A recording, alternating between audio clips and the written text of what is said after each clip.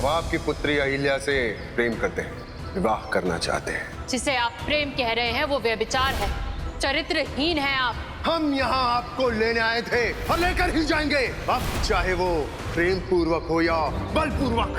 ठहरो इंद्र। क्या होगा जब टकराएंगे गौतम ऋषि और देवराज इंद्र?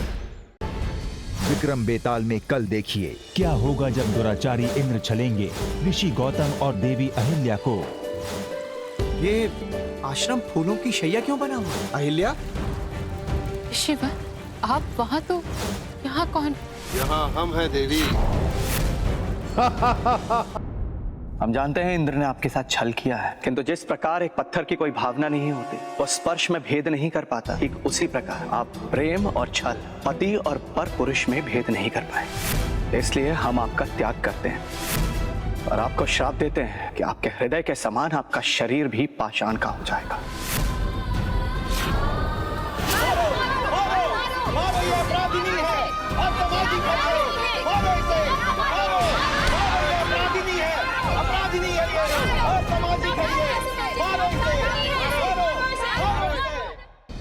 कल देखिए देवी अहिल्या ने दिया पुत्र को जन्म और स्वयं के श्रापित जीवन से दूर रखने हेतु सौंपा राजा जनक को। महाराज, आपने हमें वचन दिया था जब हमारी शिक्षा पूरी हो जाएगी तो आप हमें बताएंगे कि हमारी माता कौन है। तुम्हारी माता एक श्रापित स्त्री है। तुम्हारी माता का नाम है अहिल्या।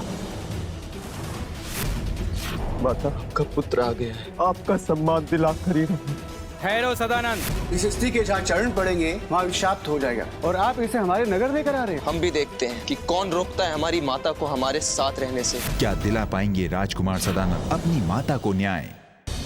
विक्रम बेताल में कल देखिए। महाराज, यदि आप भी हमारी माता को न्याय नहीं दिला सकते तो इस संसार में ऐसा कौन है जो हमारी माता को उनके कष्टों से, उनके श्रापों से मुक्त करा सके? ऐसा केवल वो व्यक्ति ही कर सकता है जिसे उसकी प्रजा ईश्वर के रूप में मानती हो, जिसकी वाणी संसार के लिए देववाणी हो। मेरी माता के मुक्तिदाता को खोजना होगा। कैसे राजकुमार सदानंद दिलाएंगे माता अहिल्या को उनका सम्मान? विक्रम बेताल में अगले हफ्ते देखिए केसरी नंदन मारुति की शैतानियां थी पूरे विश्व में प्रचलित। राजन केसरी नंदन मारुति को ऋषि अंगिरा ने श्राप तो दिया, तो क्यों दिया? और ऐसे श्राप के होते हुए भी वे चिरंजीव संकट मोचन हनुमान कैसे बने?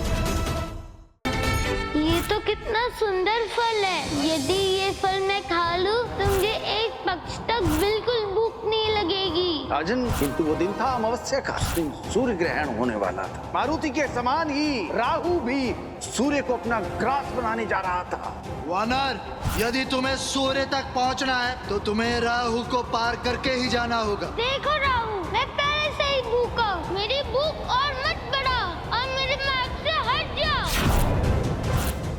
विक्रम बेताल में कल देखिए। यदि देवराज इंद्र को अपना अहंकार प्रिय है तो मुझे तुम, इसीलिए मैंने निर्णय किया है कि मैं संसार की समस्त प्राणवायु अपने भीतर संचित कर लूंगा। क्या होगा जब पवन देव द्वारा समस्त धरातल की वायु को स्वयं में समाहित करने के उपरांत मनुष्य रह जाएंगे निर्जीव? क्या पवन पुत्र मारुति कहलाएंगे संकट मोचन हनुमान? विक्रम बेताल में कल देखिए क्या होगा जब मेघनाथ करेगा अष्ट सिद्धियों का हरण। अब तुम सभी सिद्धियों को धारण करके मैं इस संसार का अधिपति बन जाऊंगा।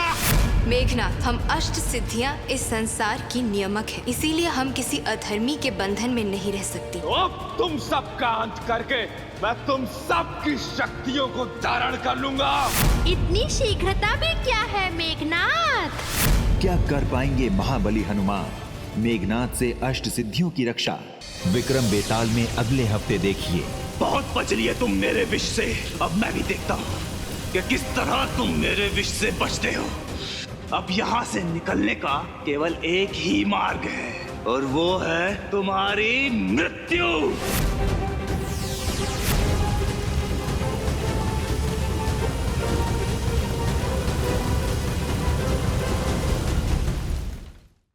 कुछ तो गलत हो रहा है, कुछ तो है जो हम नहीं समझ पा रहे हैं।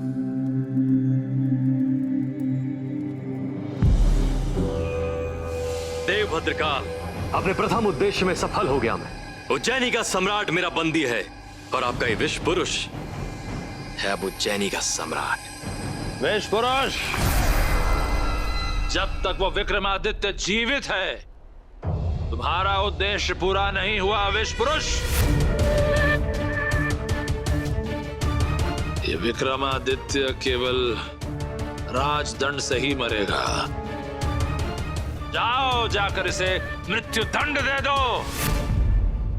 और उसकी सारी शक्तियों को धारण कर लो। जाओ। जो आज्ञा देव।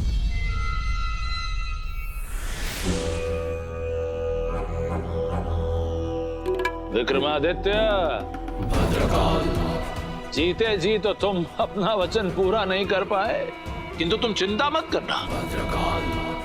तुम्हारे मरने के पश्चात मैं विषपुरुष को प्रेत घाटी भेजकर बेताल को यहां लाकर मैं भद्रकाल तुम्हारा मित्र तुम्हारा वचन पूरा कर देगा।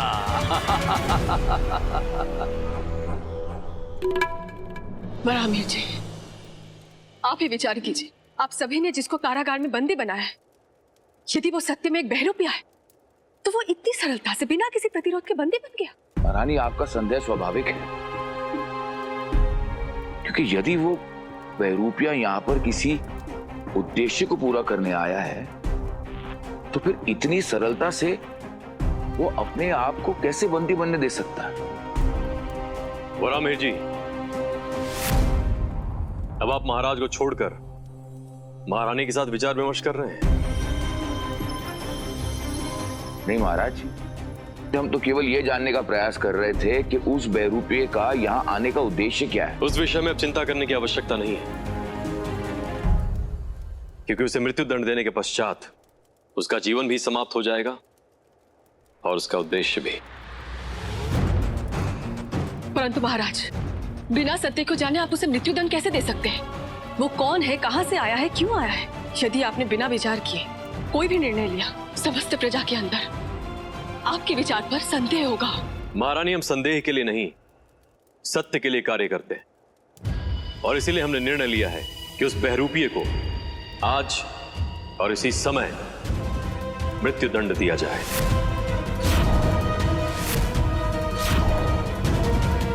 किसी भी निर्णय तक पहुंचने की महाराज ने कभी ऐसी व्यग्रता नहीं दिखाई है। हमें पता करना होगा सत्य क्या है। विक्रम बेताल में कल देखिए। बहुत बच लिए तुम मेरे विष से। अब मैं भी देखता हूँ कि किस तरह तुम मेरे विष से बचते हो।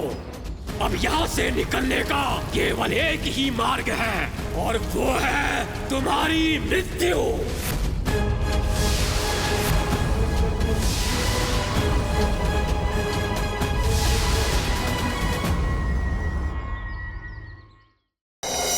श्री कृष्ण धूर्त तारकेश्वर के षड्यंत्र को करेंगे विफल। मेरे रोम रोम में बसते हैं नारायण बन के सुर सागर।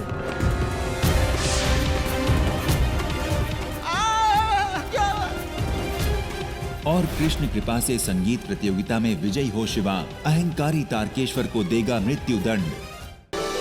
प्लीज वेलकम मामू की बेटी, यानी मेरी सिस्टर मिश्री अखिलेश पांडे। आखिर मुरली मनोहर ने हमारी सुन ली। हमने गुल्लू की संतान से हमको मिलाई दिया। हमने गुल्लू की बिटिया हमारे घर वापस आ गई।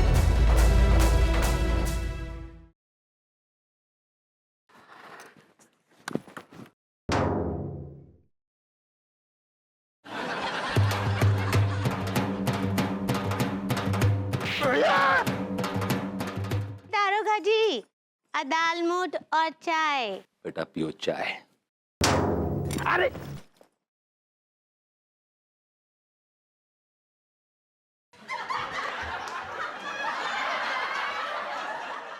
Hello mummy, Radhe Radhe. का होएगो? पेट में हार नहीं आएगी? अरे तुम इतने आ जाओ। एक बात अपनी लुगाई से कह दो, हम अपने अतबीर भैया को मना न कर पाएंगे। हमारे भैया आए रहो है तो आए रहो है। हमारी अम्मा आई है सो आई, हमने कह दी सो कह दी। हटाओ जे पैर अपनो। मेरे भैया मेरे चंदा मेरे